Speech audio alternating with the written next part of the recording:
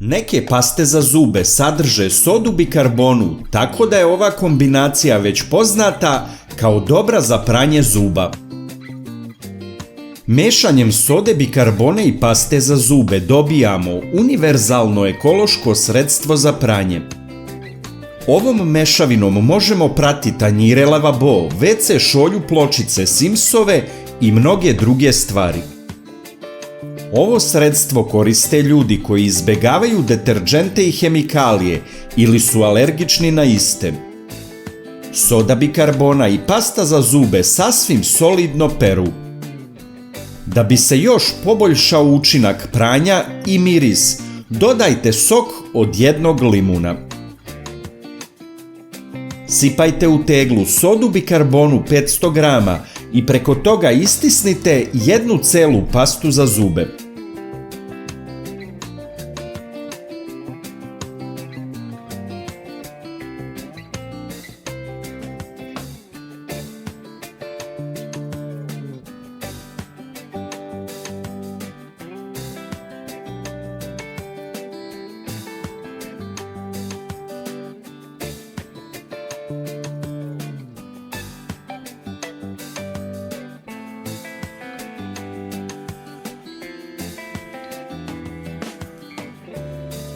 Dodajte vodu i mešajte kašikom sve dok ne dobijete masu koja je baš kao pasta i upotrebljiva za nanošenje i pranje.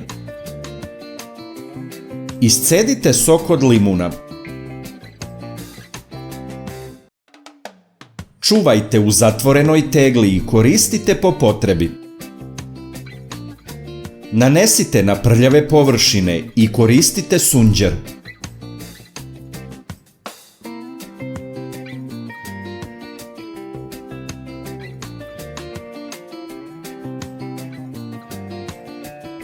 Energično trljajte i primetit ćete da je ovo sredstvo isto tako efikasno.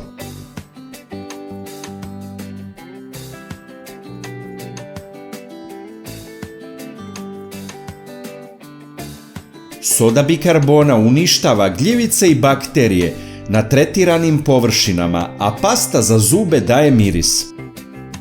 Limun još poboljšava učinak i daje mirisnu notu. Oprane površine će samo morati malo bolje da se isperu.